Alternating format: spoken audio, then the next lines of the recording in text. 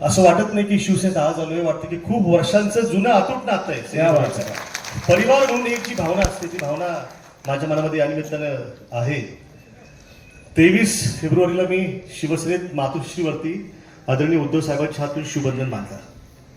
23 तारखेला मी शरीरानं शिवसेनेत आलो, पण त्याच्या आधीपासून मी मनानं शिवसैनिकच आहे हे मला तुम्हाला सांगितलं पाहिजे.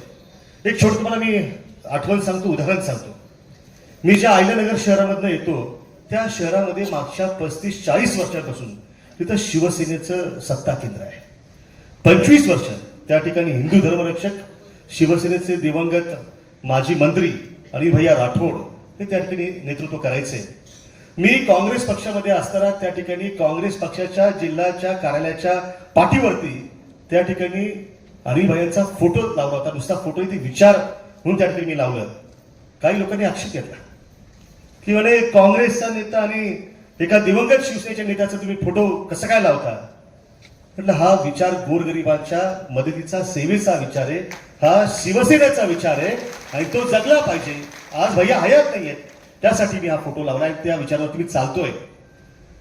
त्यानंतर एकदा अहिल्यानगरच्या महानगरपालिकेच्या जुन्या वास्तूला मी माझ्या काँग्रेसच्या कार्यकर्त्यांना सहकार्यांना घेऊन गेलो.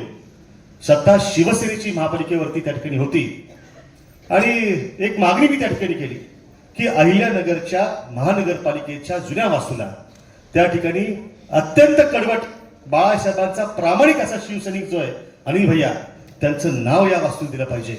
मी भैयांचा फोटो त्या ठिकाणी चिटकवला एका शिवसैनिकाचा आणि माझ्यावरती त्या ठिकाणी विद्रुपीकरणाचा गुन्हा दाखल केला गेला.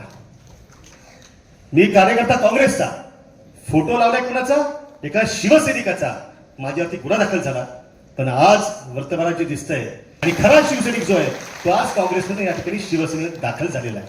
त्यामुळे जसं तात्या म्हणाले की त्यांचा डीएनए शिवसेनेचा आहे, माझाही डीएनए जो आहे तो शिवसेनेचाच आहे. मला विश्वास येतो की आदरणीय उद्धवसाहेब आणि रावसाहेब तुमच्या कल्पनेतलं अहिल्यानगरमध्ये शिवसेनेचं भगवं वादळ त्या ठिकाणी मी आणून दाखवेन. दिस इज द कमिटमेंट आणि हा निश्चय, हा प्रण करून ही तीनही मंडळी इकडे आलीत. साहेब, सो लाथेवरनं मला पुढे लगेचच कनेक्ट करायचंय असं सगळ्यांचं म्हणणं आहे की आता तुम्हाला प्रश्न हा विचारायचा आहे. तर त्यामुळे इथे कुठेतरी हिंदुत्व हरवलंय, पण तुमच्या बोलण्यात सारखं येतं की खरं हिंदुत्व हे मातोश्रीमध्येच आहे. सो हिंदुत्व आणि हिंदुत्वाच्या संकल्पनांवर तुमचं इथे येणं याविषयी मला नक्कीच तुमच्याकडून ऐकायला आवडेल.